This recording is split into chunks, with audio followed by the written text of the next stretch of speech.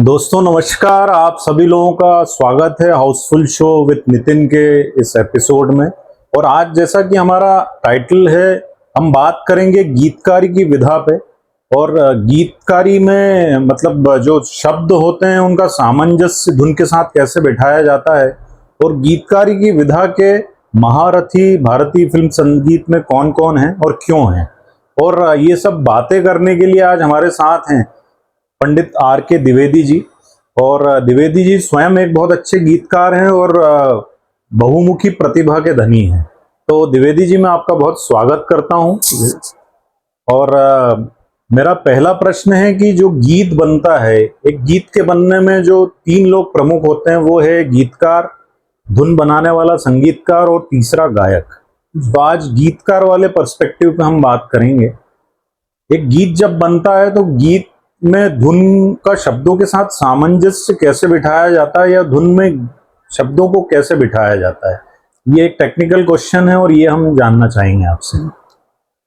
धन्यवाद नितिन जी, आपने मुझे बुलाया, ये मौका दिया अपनी बात कहने का। जैसा आपने कहा है कि धुन पर गीत किस तरह से लिखा जाता है, उसके लिए कई चीज़ें देखना पड़ती हैं।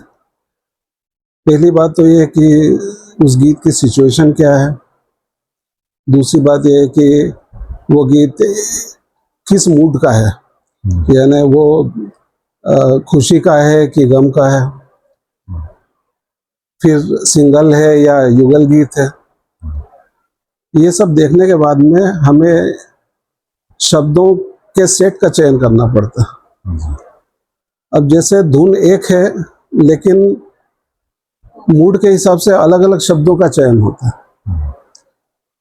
इसके लिए एक उदाहरण है कि जो गीत गोविंद के लेखक थे पंडित जयदेव जी, जब गीत गोविंद उनका ग्रंथ पूरा हो रहा था, उसके थोड़े पहले वो काफी बीमार पड़ गए जी, तो उसको अपने ग्रंथ को पूरा करने के लिए उन्होंने कहा कि भाई, उनके दो बेटे थे जो भी संस्कृत के बड़े भारी जानकार थे जी, तो उन्होंने एक बेटे को बुलाया और उससे कहा कि बेटा बताओ, एक सूखा वृक्ष सामने खड़ा है, जी, इसको संस्कृत में कैसे बताओगे।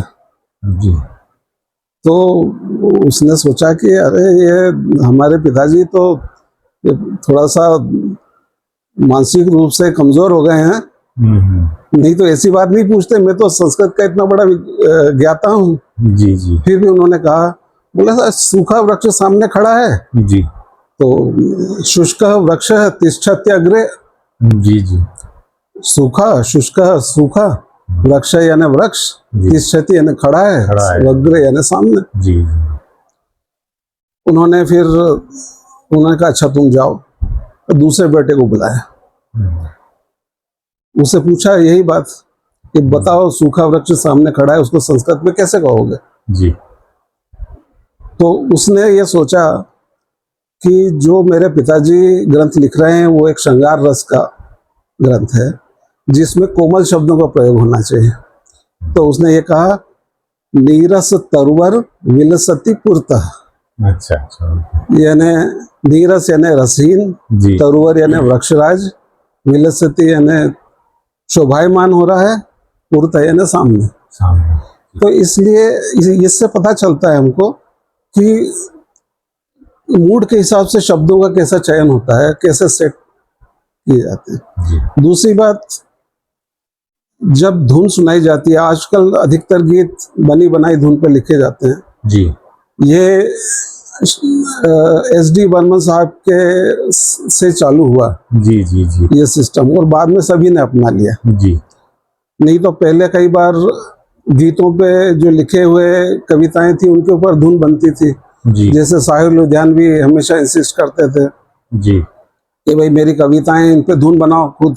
जी, जी, तो अपने खयाम साहब ने कई उनकी कविताओं पे धुनें बनाई, और कई संगीतकारों को बड़ी दिक्कत होती थी, लेकिन कुछ लोग उसमें प्रवीण थे, जैसे संगीतकार रवि जी, वो कविताओं पे धुन बनाना उनके लिए बाएं हाथ का खेल था। ओके। लेकिन अधिकांश संगीतकार धुन पहले बनाते हैं और गीतकार से एक्सपेक्ट करते हैं कि आप गीत लिखिए। जी तो अब आपको उसमें जो गीतकार रहता है उसको बताया जाता है, उतार चढ़ाव बताए जाते हैं जी कि इस उतार चढ़ाव पे आपको शब्द पिरोना है जी। मूड के हिसाब से। जी अब मैं आपको एक उदाहरण देता हूँ। जैसे एक गीत था, उसके म्यूजिक डायरेक्टर के असिस्टेंट ने धुन सुनाई, हम्म, डा डा डा डा डा डा डा डा डा डा डा डा डा डा डा डा, ये सुनाया। जी अब वो मूड ये था कि वहाँ पे प्रेमी प्रेमिका का वो कहीं जी गार्डन में गए हुए थे, तो गीत था उनका। तो उसके लिए कोमल शब्दों का प्रयोग करना पड़ेगा, पहली बात तो ये। और दूसरी बात, पूरा गीत उसके फिर उसमें अंतरे भी थे जो। जी ऐसे में जो धुन की आखिरी लाइन होती है उस पर जो शब्द फिट होता है सबसे पहले उसका चयन करना चाहिए। अच्छा। जैसे डा डा डा डा डा डा डा डा डा, तो जो आखिरी वाला शब्द है डा डा, तो उस पे शब्द हो गया प्यारा, ये शब्द फिट हो गया। जी जी है ना। उसके बाद अगली लाइन पे वो होगा सारा, सारा। दोबारा। जी जी ठीक है, ये 3 चीजें हो गई। ओके। अब उसके बाद में सामने वाला कल्पना कर सकता है जी कि प्यारा के साथ में अपन को क्या जोड़ना है। तो उस समय उसको जो अपनी पुरानी कविताएं पढ़ी हैं, सुनी हैं, उनकी कुछ लाइनें याद आती है कि यार ये यहाँ पे ये जोड़ा जा सकता है। जी तो जैसे उसको लिख दिया कि तेरा साथ है कितना प्यारा, कम लगता है जीवन सारा। जी जी है ना। और आखिरी लाइन दोबारा आएगा, तो दोबारा में कल्पना की जा सकती है कि तेरे मिलन की लगन में हमें आना पड़ेगा दुनिया में दोबारा। जी। ठीक है, तो ये मुखड़ा बन गया। अब उसके बाद में जो अंतरे रहते हैं, अंतरे मोर और लेस एक ही तरह की धुन के दो या 3 अंतरे रहते हैं। जी। तो अब वो अंतरे सुनाएंगे। एक बार मुखड़ा बन गया तो गाने का मूड सेट हो गया। जी। अब ज्यादा कठिन नहीं रहता है। अब आपको रिवर्स ऑर्डर में चलना पड़ता है। जी। यानी आपको अंतरे का सबसे आखिरी शब्द चुनना है, जो कि जब आखिरी में गाया जाएगा तो उसके बाद में मुखड़ा फिर चालू हो जाएगा। जी, एक इंटरलिंक। हाँ, इंटरलिंक हो जाएगा। तो अब उसके अंदर जैसे इस गाने में है, जितनी तुझ में है अदा उतनी ही वफा, ये बाद में लिखा जाएगा। ये तो जितना जहां में प्यार है तुझसे मुझे मिला, जी, बढ़ती जाए ये बेताबी जितना करूं नजारा। तो ये नजारा वर्ड डाल दिया सबसे पहले। जी। उसको पकड़ा और जैसे ही उसको पकड़ा तो बाकी शब्द अपने आप आएंगे। जी। कि नजारा में फिट होने वाला भाव क्या है, और भाव वो श्रृंगार वाला होना चाहिए। बराबर है ना। तो इस तरह से जहां नजारे के साथ में लिखा, उसी तरह से दूसरा अंतर बना दिया आपने। जी। तो ऐसा करने के बाद में कुछ शब्दों का फिर बाद में इसका एडिटिंग किया जाता है कि ये शब्द यहाँ पे ठीक नहीं हो रहा है फिर। जी जी। तो इसमें इसके सबसे बड़े महारथी जो थे, जी, वो शैलेंद्र जी और मजरू सुल्तानपुरी थे। जी जी। बनी बनाई धुन पर गीत लिखने में इनका कोई मुकाबला नहीं। ओके। और शैलेंद्र जी के साथ में तो एक ये भी बात थी कि वह कठोर शब्दों का उपयोग करके रोमांटिक गाना लिख देते थे। ये चमत्कार और कोई नहीं कर पाया। जी जी जी। जैसे मैं आपको एक उदाहरण बताता हूँ, गाना है जुल्मी संग आंख लड़ी रे मधुमती। मधुमती जी। तो जुल्मी शब्द, लड़ी रे, ये भी कठोर शब्द है। लेकिन उसका जो उन्होंने जिस तरह से पूरा गीत बनाया, तो वो चमत्कारिक इफेक्ट पैदा होता है, वो सबके बस की बात नहीं। जी जी। उसके लिए बहुत ज्यादा सोच भी चाहिए, और आपको आपके पास शब्दों की पकड़, आपको आपके पास में शब्दों का इतना भंडार होना चाहिए। जी जी जी। इस विषय में अभी आने वाले प्रश्नों में और गहराई से अपन जानेंगे। जी। मेरा अगला प्रश्न यह है कि गीतकारी के संदर्भ में आपका अपना कोई ऐसा खास अनुभव या ऐसा कोई यादगार किस्सा हो, जी। वो जरूर आप हमसे शेयर करें, साझा करें। हाँ, मेरा शौक था कि धुनों पर गीत लिखूं। जी ये खाली बैठे बैठे एक तरह का शौक पैदा हुआ था। मैं कोई कवि नहीं हूँ, जी लेकिन मुझे बाद में जब कुछ गीतों की धुनों पर मैंने गीत लिखे, तो मुझे ऐसा लगा कि मेरे अंदर ये प्रतिभा है कि बनी बनाई धुन पर मैं कुछ लिख सकता हूँ। जी जी तो जब भी मुझे मौका मिलता, मैं इस तरह का लोगों से मिलता रहा, और फिल्म इंडस्ट्री के काफ़ी लोगों से मेरा परिचय रहा। जी और समय समय पे उन लोगों ने मुझसे अपनी समस्याओं भी बताई, उसका हल भी किया। कई बार गीत ऐसा लिखा हुआ है जो कि उनको जम नहीं रहा है, तो उसको कैसे ठीक करना। जी और कई बार कोई एकदम अर्जेंट में कोई ऐसी चीज़ आ गई कि भाई गीत लिखना है, तो उस समय गीतकार अवेलेबल नहीं है। जी जी तो ऐसे कई मौके आए हैं। जी यश चोपड़ा जी के साथ भी मेरा अच्छा परिचय था, हरमेश मल्होत्रा जी के साथ था परिचय। जी और तो एक बार जैसे उनके शिव हरि संगीतकार थे यश चोपड़ा जी के, जी जी तो चांदनी फिल्म के अंदर सामने को। वो उन्होंने एक सिचुएशन बताई थी, हनीमून पर जाते हैं। जी जी तो उस समय उसके लिए मुझे कहा था कि भाई एक धुन है, तो आप इस पे कुछ सजेस्ट करें। तो मैंने लिखा था उसमें गीत। जी जी पर अधिकतर यह होता है कि जो एस्टेब्लिश गीतकार होते हैं उन लोगों को इसका सारा क्रेडिट मिल जाता है। उसमें सिर्फ ये होता है, कॉपीराइट वाला बंधन भी नहीं आता, क्योंकि जो आप लिखते हैं उसमें एक शब्द का भी हेरफेर हो जाए तो कॉपीराइट से बाहर हो जाता है। और उसका प्रमाण भी नहीं होता कुछ, उसका तो प्रमाण भी नहीं होता। वो भी और एक साथ कारण में है। ये भी बात है कि मुझे उससे कोई क्रेडिट चाहिए भी नहीं था, जी क्योंकि सबसे बड़ा क्रेडिट तो उस गीत के हिट होने में है। जी बिल्कुल। वो लोगों को पसंद आता है अगर, तो वही मेरे लिए सबसे बड़ा पुरस्कार है। जी जी जैसे शर्लक होम्स कहा करते थे कि work is its own reward. हाँ, बहुत अच्छी बात कही आप। हाँ, my work is its own reward. जी जी तो मुझे उसके किसी और रिवार्ड का या नाम होने की बात कभी रही नहीं। तो दूसरी बात, मैं सर्विस में भी था, इसलिए मैं भी, मेरे लिए कोई बहुत बड़ी प्रतियोगिता नहीं थी वहाँ पर।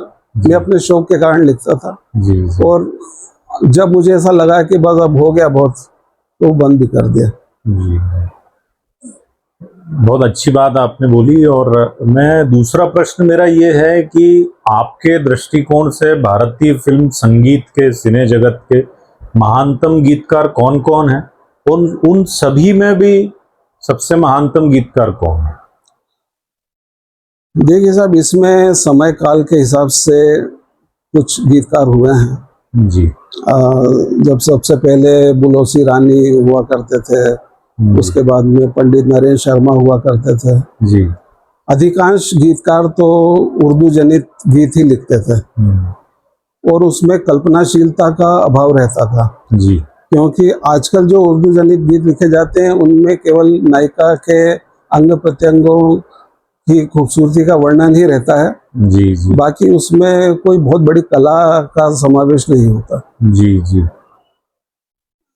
ये जो हमारे हिंदी फिल्म इंडस्ट्री का जो स्वर्ण काल था, जी 1950 से लेकर 70 के बीच में, 75। जी तो उस बीच में जो गीतकार हुए वो उर्दू के प्रभाव से बाहर आए, जी और उन्होंने खड़ी बोली में, हिंदी, शुद्ध हिंदी में भी, और हिंदी उर्दू मिश्रित, जी अधिकांश गीत तो वही हैं हिंदी, क्योंकि उर्दू भी हिंदी के साथ मिली हुई भाषा है, वो बहनें हैं दोनों जी जी एक तरह से। तो वास्तव में ये देखा जाए तो उर्दू के जो गीतकार थे उनमें शकील बदायूनी जो हैं, बहुत ही मौलिक वो गीत। बहुत मौलिक गीतकार थे। जी जी और उनकी कविता या उनकी शायरी कभी भी स्तरहीन नहीं हुई, जी जी जबकि उनको काफ़ी संघर्षों का सामना करना पड़ा जी जी। और उनको आर्थिक लाभ भी बहुत कम हुआ। हम्म, उन्होंने बड़े कष्ट झेले, लेकिन उन्होंने अपना स्तर नहीं गिरने दिया। हम्म, और दूसरी बात, वो सेक्युलर सोच वाले व्यक्ति थे।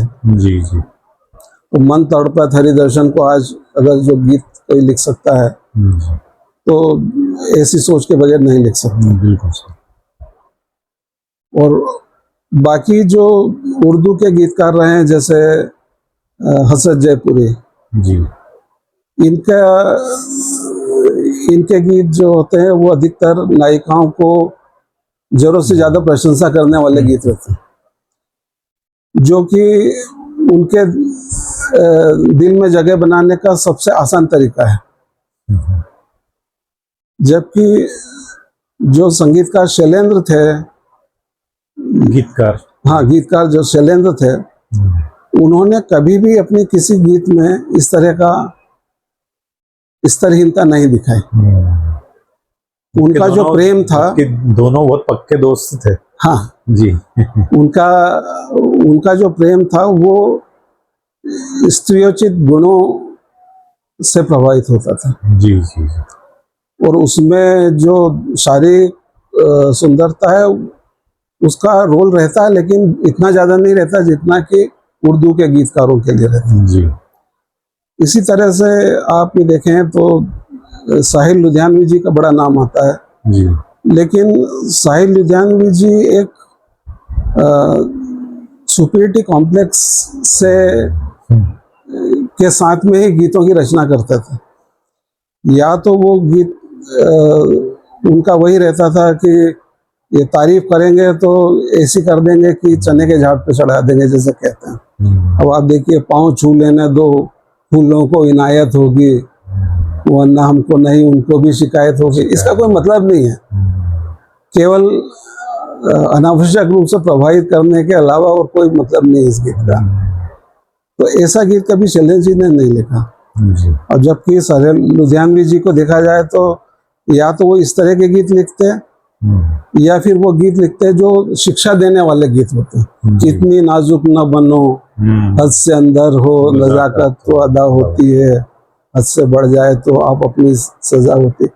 मतलब वो एक जो टीचर जो है आपको ज्ञान दे रहा है बगैर मांगे का, वो उस तरह का दिया। उनके कुछ गीत अच्छे भी हैं, ऐसा नहीं है, जैसे मैं जिंदगी का साथ निभाता चला गया, पर वो गीत जो है वो पूरा गीता से उठाया हुआ है। मन रे तू काहे ना धीर धरे। मन रे तू काहे ना धीर धरे, वो भर्तहरि के वैराग्य शतक से उठाया गया। याम चिंतयामि सततम मयि सा विरक्ता, मैं जिसका चिंतन करता हूँ वही मुझसे विरक्त है। जी जी। तो ये उन्होंने लिखा था। तो वो भर्तहरि से लिया, मतलब उनका कहीं ना ओरिजिनल, मुझे नहीं लगता कि ओरिजिनल सोच उनका इतना था जी। उनका कहीं ना कहीं से लिया गया सोच था। जहां उनका ओरिजिनल आया वहां वो ऊपर चढ़ के बोले जी। और ये बात जरूर है कि वो नायिका की प्रशंसा करने में वो मतलब सारे बंधन तोड़ देते थे, जैसे कि हसरत जयपुरी करते थे, उसी तरह के वो भी थे। उनका एक गीत है शगुन फिल्म का, तुम चली जाओगी तन्हाइयां रह जाएंगी, उसके अंदर है, अब हमेशा की तरह मेरे मुकद्दर की तरह इन नजारों के मुकद्दर का भी हिस्सा हो तुम। यानी सामने वाला बिल्कुल पानी पानी हो जाए कि भाई इतनी बड़ी तारीफ सुनने के बाद तो मुझे पांव छू लेना चाहिए। हाइपरबोलिक। हाइपरबोलिक। तो वो चीज थी। तो वो गीतकार अच्छे थे, पर उनका एक गीत जो मुझे अच्छा लगता है वो चलो एक बार फिर से अजनबी बन जाए हम दोनों, वो अच्छा था। पर शैलेंद्र जी के अधिकांश गीत बहुत अच्छे थे जी। और शैलेंद्र जी के अंदर के गीतों में ये बात थी कि वो अपने शब्दों से चमत्कार पैदा करते थे जी। और वो कुछ ऐसे एक्सप्रेशन लेकर आते थे कि जो ना पहले ना बाद में कभी किसी ने लेकर आया। तो ये शैलेंद्र जी के साथ में ये था, वो किसी सीमा से भी बंधे नहीं हुए थे कि श्रृंगार रस में मुझे कोमल शब्दों का प्रयोग करना है, वो कठोर शब्दों का प्रयोग करके भी वो इफेक्ट ले आते थे। जी। एक बात और मैंने गौर की थी, वो परस्पर विरोधाभासी शब्दों से हाँ, भी बड़ा बिल्कुल। अर्थपूर्ण गीत वो लिखते थे। कंपैरिजन करते थे। जी जी जी वो एक्चुअल से फंटास्टिक का कंपैरिजन करते थे। जी जी। कांटों से खींच के आंचल, तोड़ के बंधन बांधी पाया, पायल। जी बंधन तोड़कर बांधी पाया। जी जी जी। ये कंट्रास्ट का कंपैरिजन, ऐसे बहुत सारे उनके कवित्व की खासियत थी।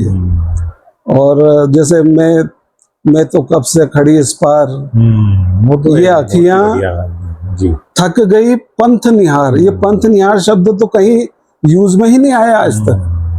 50 साल का हिंदी फिल्म जी, इंडस्ट्री का, 50 साल से ज्यादा हो गए, लेकिन पंथ निहार शब्द किसी ने यूज नहीं किया उसके। तो वो चमत्कार पैदा करते थे।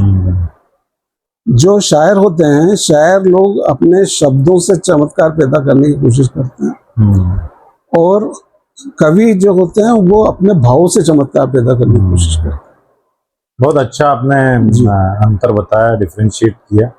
इसके अलावा जैसे महानतम गीतकारों की बात हुई, आपने चंद नाम लिए, पर मुझे लगता है कुछ नाम छूट भी गए, जैसे मजरूह सुल्तानपुरी साहब, बहुत अच्छे गीतकार हैं वो भी। मैं उनके बारे में बताना चाहता हूँ जी। और दूसरा एक और नाम मैं लेना चाहूंगा, एस.एच. बिहारी भी बहुत अच्छे गीतकार जी। हालांकि कम फिल्में मिली उन्हें, पर बहुत अच्छे गीतकार थे वो अच्छे शायर थे। जी। और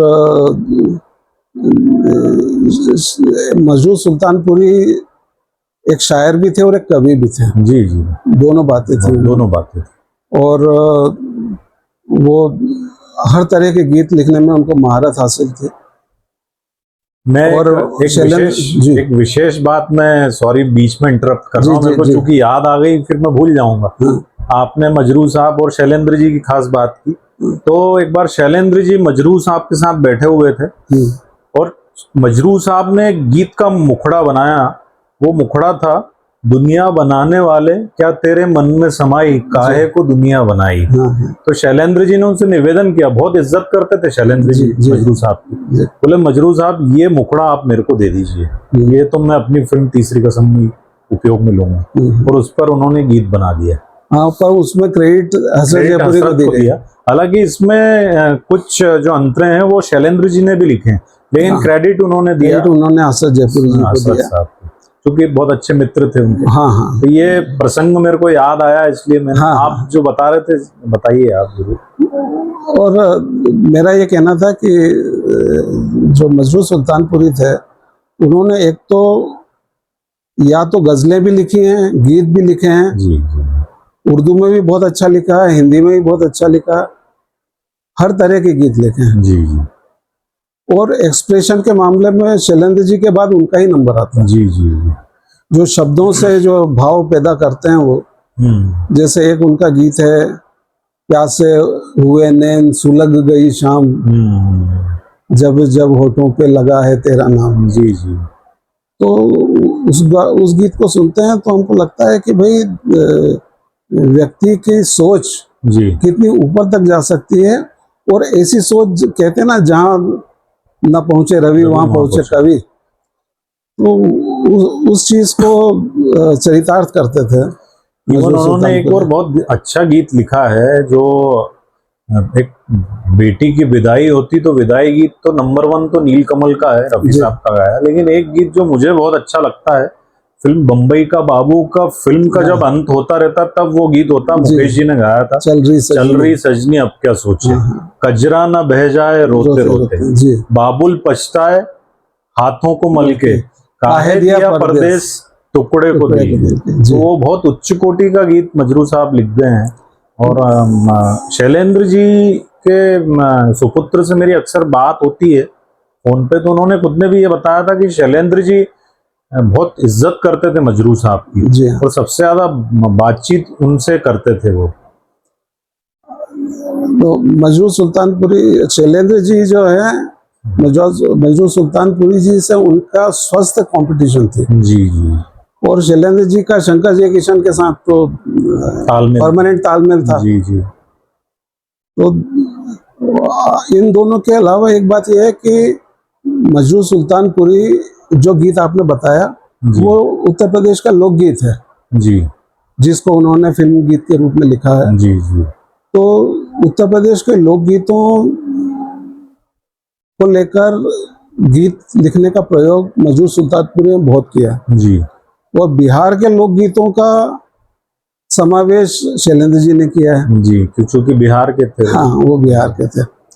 और अगर देखा जाए तो शकील बदायूनी जी उन्होंने उत्तर प्रदेश के लोकगीतों का बहुत जी मतलब अपने शायरी में प्रयोग किया है, जी क्योंकि नौशाद जी का इंसिस्टेंस रहा करता था जी कि भाई ये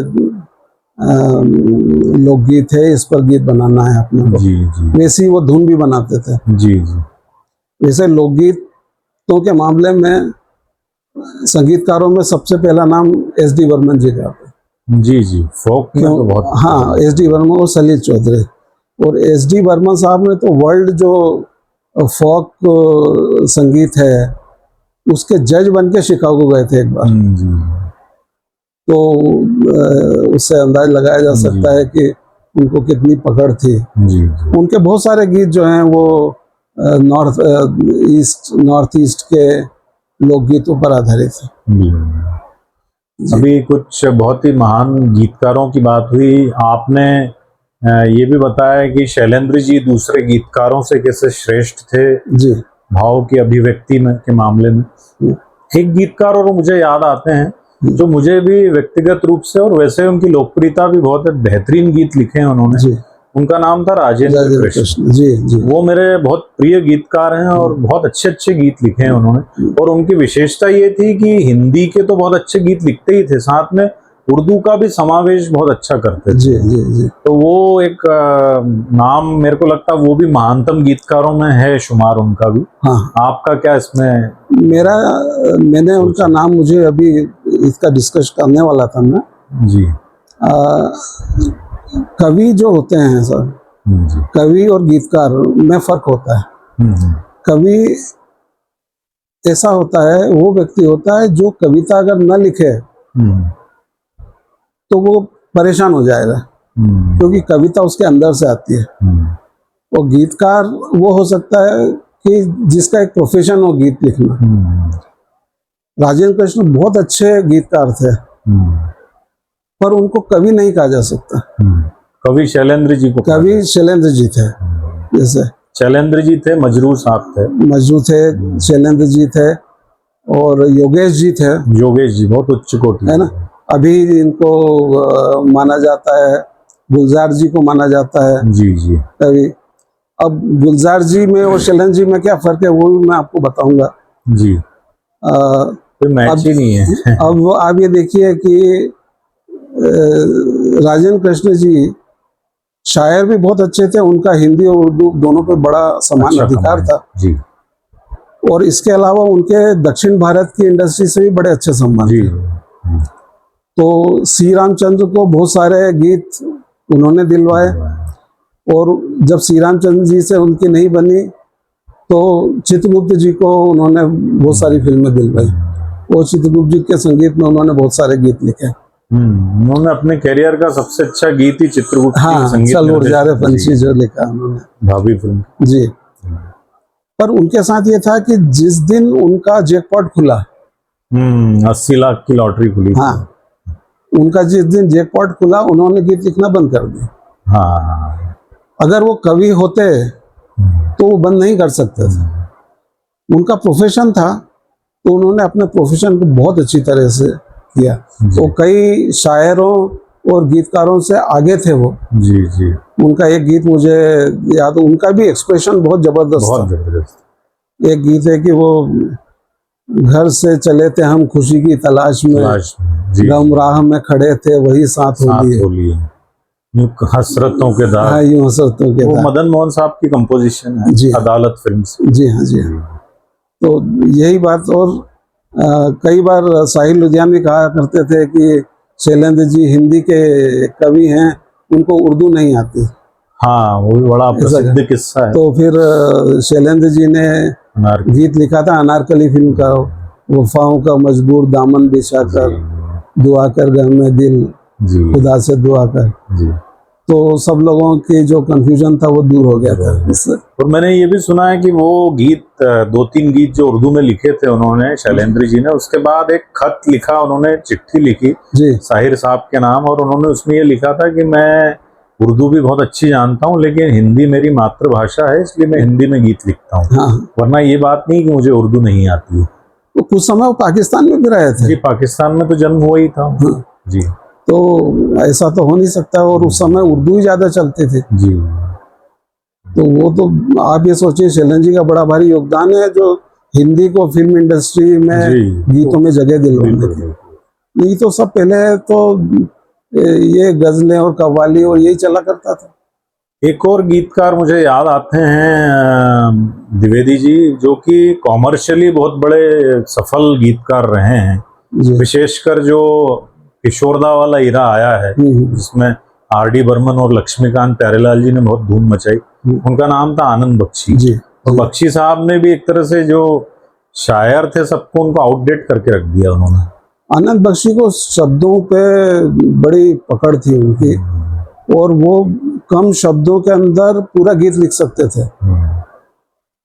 वो उनकी सबसे बड़ी खासियत थी। और धुन के ऊपर गीत लिखने में उनको भी महारत हासिल थी। जी जी। ये बात है कि उनका लक्ष्मीकांत प्यारेलाल और आर.डी. बर्मन, इन दोनों से बड़ा अच्छा सामंजस्य रहा। लेकिन आप ये देखेंगे कि लक्ष्मीकांत प्यारेलाल के लिए लिखे गए गीतों का स्तर अलग है, और आर.डी. बर्मन के लिए लिखे गए गीतों का स्तर अलग है। हाँ, उन्होंने एक फिल्म जो आई थी एक दूजे के लिए, उसमें फिल्मों के नाम पर से गीत बना दिए। हाँ मेरे जीवन साथी हाँ, प्यार किए जा, जवानी दीवानी खूबसूरत जिद्दी। वो तो हरफन मौला गीतकार थे वैसे, जिनको कहा जाता है। जी जी। और एक जहाँ गीतकार हैं, गुलजार जी भी हैं। जी जी। गुलजार जी ने शैलेंद्र जी का साथ पाया था। जी, उन्हीं की वजह से मिला पहला। हाँ, उनको पहला गीत, पर उनका जो गीत पहला लिखा हुआ था बंदिनी फिल्म में, गोरा गोरा अंग ले ले, आप ये देखिए कि उस गीत से पूरे फिल्म का मूड चेंज हो गया था। तो जो फिल्म के डायरेक्टर थे उन्होंने कहा कि भाई ये गीत तो अच्छा है, लेकिन फिल्म का मूड ही पूरा चेंज हो गया, क्योंकि वो जो मॉर्बिड मूड की फिल्म थी वो। जी जी जी। और उसके अंदर इस तरह का खिलखिलाता गीत जो उन्होंने लिखा, मेरा गोरा अंग ले दे मुझे शाम रंग दे दे, तो उस समय शैलेंद्र जी कुछ मानसिक समस्याओं से जी जी जूझ रहे थे, इसलिए वो समय नहीं दे पा रहे थे। पर बाद में इस गीत के बाद में उन्होंने बाकी सब गीत लिखे फिल्म के, और आप देखिए कि क्या गीत लिखे उन्होंने। जी, बहुत अच्छे गीत लिखे हैं। बंदिनी फिल्म के गीत तो जी कालजयी गीत हैं, कालजयी गीत बिल्कुल। और शैलेंद्र जी और इनमें अंतर ये था कि शैलेंद्र जी के गीत एक साधारण व्यक्ति को भी समझ में आ जाते थे। जी जी, बड़े सिंपल शब्दों में लिखते हैं। लेकिन गुलजार जी के जो शब्द हैं उससे सामने वाला सोचने पर मजबूर हो जाता है कि इसका अर्थ क्या है। सामान्य जन को समझ नहीं आते हैं वो शब्द। तो वो कोई खूबी, मैं उसको खूबी ना मानते हुए एक शॉर्टकमिंग मानता हूँ। जी जी जी। पर उनका भी एक अपना तरीका था, वो अपनी तरह के अलग गीतकार हैं। अपना एक उनका लिखने का पैटर्न है। हाँ, और वो कंफ्यूजन वाला पैटर्न है, जैसे हवाओं पे लिख दो हवाओं के नाम, तो सामने वाला सोचा हवाओं पे नाम कैसे लिख दें, पर उसके आगे आता है हम अनजान परदेसियों का सलाम, तब जाके समझ में आता है कि भाई ये क्या है। पहले मतलब वो सस्पेंस क्रिएट करते थे, सस्पेंस, डाउट। जैसे ओ हेनरी अपनी कहानियों के अंदर झटका देते थे, ए सेंस ऑफ सरप्राइज। जी, सेंस ऑफ सरप्राइज। तो उसी से कोई चीज प्रसिद्ध भी होती है। जी जी।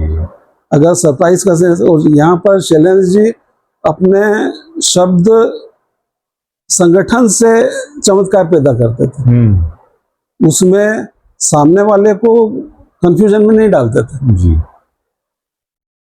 तो ये दोनों एक और जो मैंने बात गौर की है, शैलेंद्र जी के गीतों में कहीं ना कहीं भावनात्मक बोध, एक इंसानियत का बोध, मानवीयता का बोध भी जागता है। हाँ, जैसे तीसरी कसम में उन्होंने लिखा है, बड़ी गहरी बात लिख दी, तुम्हारे महल चौबारे यहीं रह जाएंगे सारे, अकड़ किस बात की प्यारे, अकड़ किस बात की प्यारे, ये सर फिर भी झुकाना हाँ, है। वही बात है। वो बड़ा गहरा। और उसका जो आखिरी अंतरा था जी, कि लड़कपन खेल में खोया, जवानी नींद भर सोया, बहुत बढ़िया। बुढ़ापा देख कर रोया, वही किस्सा पुराना है। मतलब सबकी लाइफ एक जैसी एक है, जैसी विशियस साइकिल है ये, सबकी एक जैसी लाइफ चक्र है ये। तो बोले इसके लिए किसी को बहुत ज्यादा एक्साइट होने की जरूरत नहीं है, नहीं, लाइफ सबकी एक जैसी होती है। जबकि शैलेंद्र जी, मतलब मेरे को ऐसा लगता है, मैंने उनके भजन भी कई सुने हैं और रिश्तों वाले गीत भी सुने हैं। वो जो दिल एक मंदिर का जो रुक जा रात ठहर जा रे क्या चंदा, गीत लिखा है वो, पति पत्नी के रिश्तों में। जी हाँ, जी तो गीत सुन करके आंखों में आंसू आ जाते। हाँ, शैलेंद्र जी बड़े चमत्कार मैजिशियन थे, वो वर्ड्स के, वो वर्ड स्मिथ थे बहुत बड़े। तो मैंने ये देखा कि जो वो प्रभाव पैदा करते थे, वो प्रभाव बहुत कम शायर या मैं कभी आपको बता, आपने जो मेरे मुंह की बात छीन ली कि उनकी किसी लाइन को सुनकर आंखों में आंसू आ जाते थे, ये उनकी ताकत थी, उनकी कविता की। बहुत मैं आपको जैसे बताता हूँ कि वो जब बीमार थे बहुत, और एक फिल्म का गीत लिखना था, दीवाना फिल्म का। जी।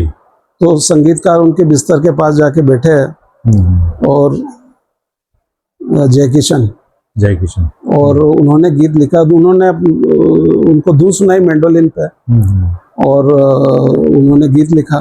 तो गीत लिखा, हम तो जाते अपने गांव सबको राम राम राम, जी, अपनी राम राम। तो उसके अंदर जो अंतरों में गीत एक लाइन है, कभी जो कह न पाए बात वो होठों पर आई, अदालत उठ चुकी है अब करेगा कौन सुनवाई। ये सुन के आंखों में आंसू आ जाते हैं। और उसका दूसरा अंतरा है, हुई हो जो भूल उसे दिल से भुला देना, कोई दीवाना था आखिर उसकी बात पर ध्यान क्या देना। जी। तो शैलेंद्र जी के अंदर वो कला थी जो असामान्य कला थी। हाँ, असामान्य। और इतने साधारण शब्दों में ऐसा प्रभाव पैदा करना, ये तो बहुत जादूगरी मानना। ये बहुत बहुत बड़ी जादूगरी है। जी। और शब्दों की जादूगरी में योगेश जी, मेरा उनसे भी परिचय रहा है। योगेश जी के भी कई गीत जो है मुझे बड़े मेरे को ऐसा लगता है कि योगेश जी के आदर्श कहीं ना कहीं शैलेंद्र जी ही थे। और इवन मेरे को कुछ गीत इंदिवर साहब ने भी जो लिखे हैं, उसमें प्रभाव शैलेंद्र जी का प्रेरणा दिखती है। जी।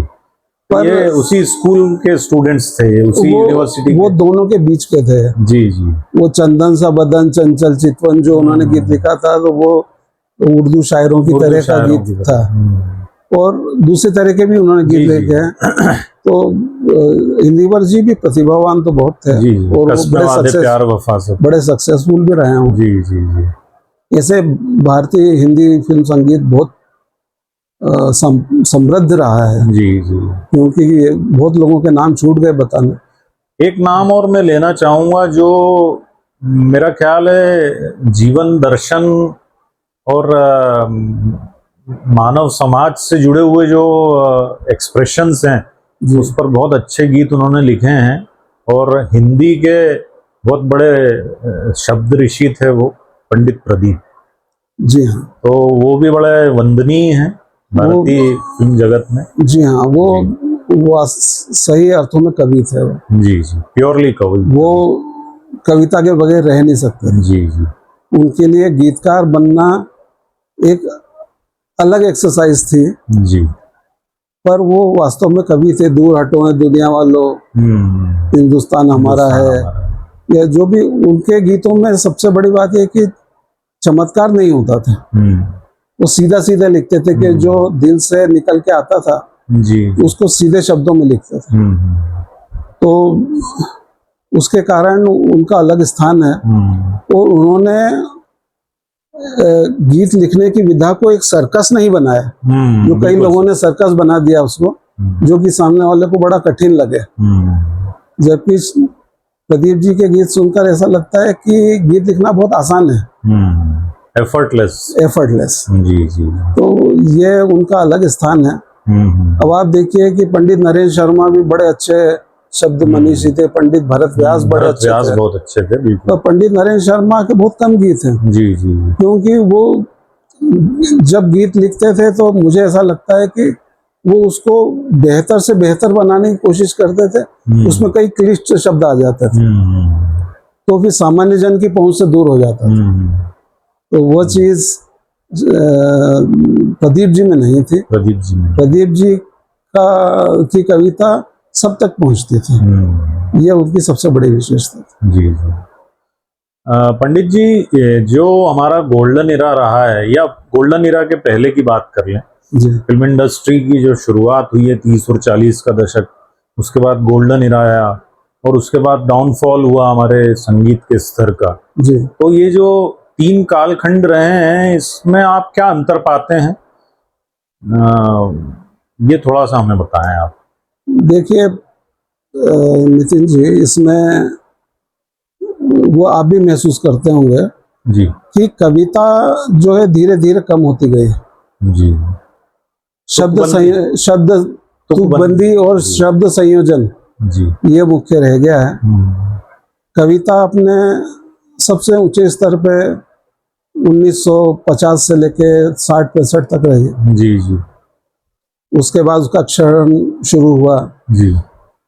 और बाद में तो ये आ गया बैठ जा बैठ गई, खड़ी हो जा खड़ी हो गई, ऐसे गीत आनंद बख्शी ने लिखे हैं। तो उससे प्रभावित होकर वो सोचते कि लोग ये सोचते थे कि भाई ये गीत हिट हो सकता है तो हम कुछ भी लिख दें। कुछ भी लिख दें, बिल्कुल सही। तो उसके बाद तो ऐसे उदाहरण आए जिनका जिक्र करना भी यहाँ उचित नहीं लगता। तो आज के ज़माने में जैसे पुराने गीतों में अनजान जी ने भी बहुत अच्छे गीत लिखे हैं, और उनके सुपुत्र जो हैं समीर, उन्होंने बहुत गीत लिखे हैं।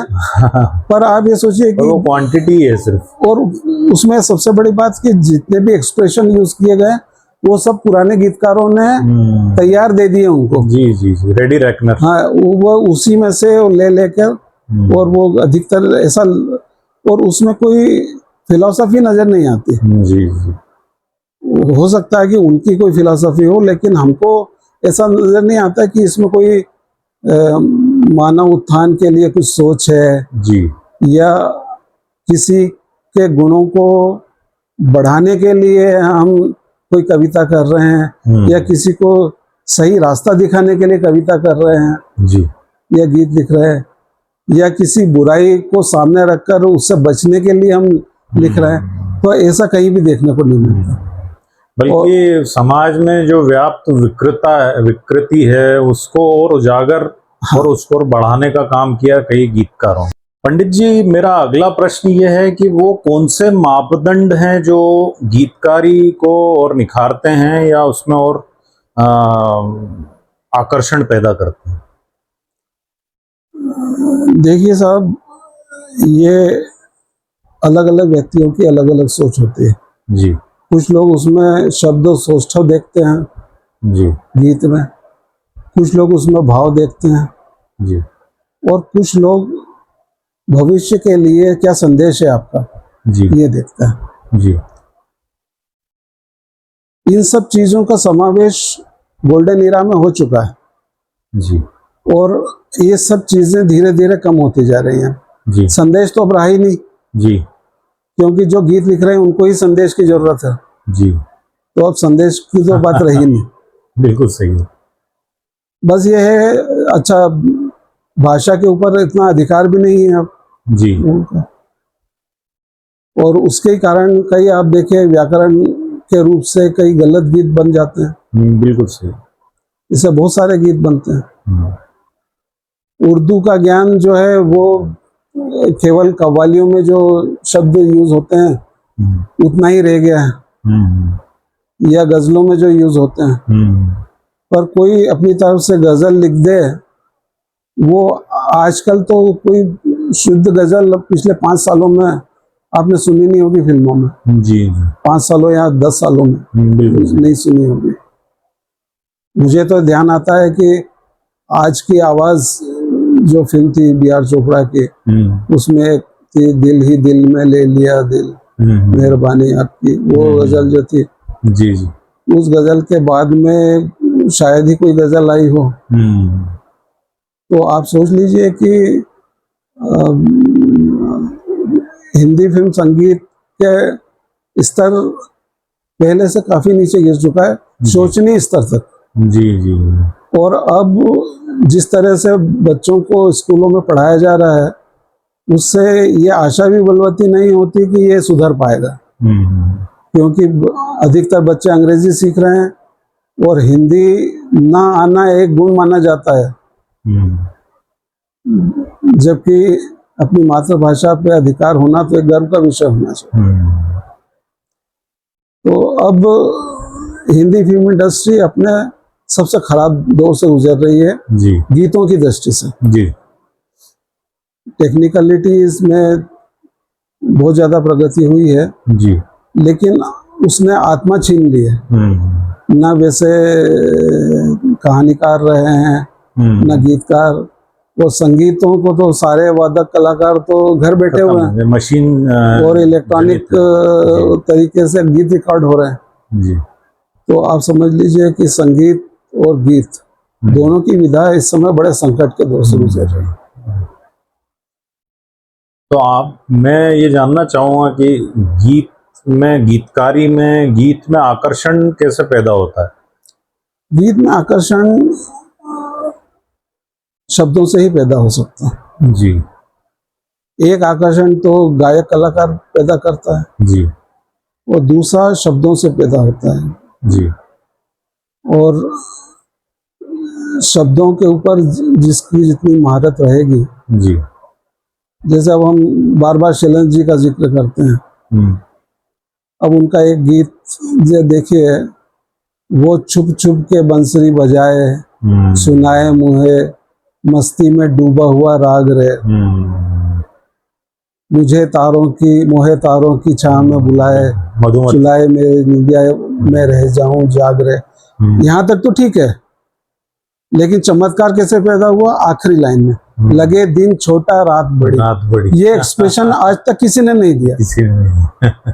उसी गीत में आखिरी लाइन है, छोटी सी बात में बहुत बड़ी बात कह गए, कितनी बड़ी बात बोल दी। इसी तरह से उन्होंने कहा, इसी गीत के अंदर जो दूसरा अंतर है, बातों बातों में रोग बढ़ा जाए रे, हमारा जिया तड़पे किसी के लिए शाम से, मेरा पागलपना तो कोई देखो पुकारूं मैं, चंदा को साजन के नाम से। यहाँ तक ठीक है। फिर उसके बाद उन्होंने चमत्कार दिया, फिर ही मन पर जादू की छड़ी। ये एक्सप्रेशन कोई ला ही नहीं सकता। जिसको शब्दों पे इतना अधिकार हो वही इसको ला सकता। अब जैसे एक था गीत गाइड फिल्म का, वहाँ कौन है तेरा मुसाफिर जाएगा, उसमें एक अंतरा है, तूने तो सबको राह दिखाई, तू अपनी मंजिल क्यों भूला। सिंपल चीज है। सुलझा के राजा औरों की उलझन, उसके बाद में फिर आएगा चमत्कार, सुलझा के राजा औरों की उलझन, क्यों कच्चे धागे में झूला। ये एक्सप्रेशन आज तक 70 सालों में कोई ने यूज नहीं किया। उसके आगे भी है, क्यों नाचे सपेरा। भाई सपेरा तो सांप को नचवाता, यहाँ पे सपेरा क्यों नाच रहा है?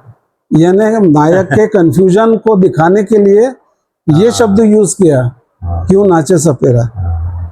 तो ये चमत्कार पैदा करता है। ऐसे बहुत सारे उदाहरण हैं और कई जगह पर हम गीतकार की हिम्मत की भी सराहना कर देते हैं। वो हिम्मत ओवर द टॉप जाने की होती है, जो अधिकतर शायरों में पाई जाती है। तो ये हसरत जयपुरी हो कि मजरूह सुल्तानपुरी हो कि साहिर लुधियानवी हो या एस.एच. बिहारी हो, ओवर द टॉप के बहुत सारे गीत लिखे, उससे भी चमत्कार पैदा होता है, ऐसा नहीं है। वो गीत इतने हिट हुए हैं तो उसका कारण यही है कि उनके शब्दों से उन्होंने नायिका की सुंदरता के वर्णन में चमत्कारिक शब्दों का उपयोग किया। जो वास्तव में नहीं है वो उसको अपने शब्दों से इतना बड़ा चढ़ा के बताना, तो ऐसे बहुत सारे उदाहरण हैं, खासतौर मतलब पे वो शायरी एक में पाए जाएंगे। जो राजकुमार फिल्म का गीत है, मुझे याद आ गया चूंकि आपने बात कही तो, जी इस रंग बदलती दुनिया में हाँ। इंसान की नीयत ठीक नहीं है। हाँ। तो उसमें एक जो उसका अंतरा है, उसमें निकला ना करो तुम सज धज के, इंसान की नीयत मतलब भगवान की नीयत, भगवान की नीयत ठीक नहीं। हाँ। तो वो बड़ा एग्जेजरेट और हाँ। मतलब वो मतलब ऐसा स्टेटमेंट है वो जो कि वैसे यानी वो आपत्तिजनक भी है। हाँ। सुनने वाले को जो नायिका है उसको तो बड़ा अच्छा लगेगा वो, हाँ, पर वो तो उसके दिल में जगह बनाने के लिए तो ये शब्द चमत्कारिक इफेक्ट पैदा करता है। जी जी जी। लेकिन कहीं कहीं पर ये जो तटस्थ व्यक्ति है उसके लिए मन में जुगुप्सा पैदा हो जाती है कि ये किस तरह से उसकी नीयत पता चलती है। आप देखिए साहिल लुधियानवी ने एक गीत लिखा है, उसके अंदर उन्होंने ये बात बताई भी है जी। अमिताभ बच्चन की एक फिल्म थी, मुझे नाम याद नहीं आ रहा है, उसके अंदर उन्होंने साहिल लुधियानवी का एक गीत था, ऐसी बातें न करो जिनका यकीन मुश्किल हो, ऐसी तारीफ को नियत का खलल कहते हैं। नियत का खलल कहते हैं। अब खुद ही ने मतलब खुद ने ही लिखा, हैंस प्रूव्ड। हाँ। उसके पहले की लाइन थी कि नायक बोलता है कि एक तुम ही नहीं दुनिया वाले तुमको संगमरमर से लिखी शौक गजल कहते हैं। तो नायिका बोलती है ऐसी तारीफ न करो जिसका यकीन मुश्किल हो, नहीं ऐसी बातें न करो जिसका यकीन मुश्किल हो, ऐसी तारीफ को नियत का खलल कहते हैं। तो वो नियत का खलल ऐसी तारीफों में सब जगह प्रकट हो जाता है और वही तटस्थ व्यक्ति को जुगुप्सा पैदा करता है। जी, आपने ये बड़ी गहराई वाली बातें बताई गीतकारी के संदर्भ में, और आम जो व्यक्ति होता है जो गीत सुनता है उसको ये सारे तकनीकी पहलू और जो गहराई वाली बातें हैं वो फील नहीं कर पाता और उसको पता भी नहीं होती। तो उन सभी बातों पे आपने प्रकाश डाला और आपको मैं बहुत धन्यवाद दूंगा कि आज हमारे निवेदन पे आप यहाँ आए और आपने ये बातें शेयर की हमसे। आगे भी इस संदर्भ में हम आपके साथ और वीडियो बनाते रहेंगे। जी तो पंडित जी आपका बहुत बहुत धन्यवाद। आपका भी बहुत बहुत धन्यवाद, आपने अपनी बात कहने का मुझे अवसर दिया। जी, और ये पहली बार ही है कि जब मैं इस तरह से स्क्रीन पर आ रहा हूँ। जी जी। और आपने जो प्रश्न पूछे मुझसे उसमें हिंदी फिल्म गीतकार को भावनाओं के जिन जिन आयामों से गुजरना पड़ता है जी, उन सभी का समावेश था। जी, तो उसके लिए मैं आपको बधाई देता हूँ। मैम आपका बहुत बहुत धन्यवाद। जी, और सभी दर्शकों को नमस्कार। जुड़े रहिए हमसे।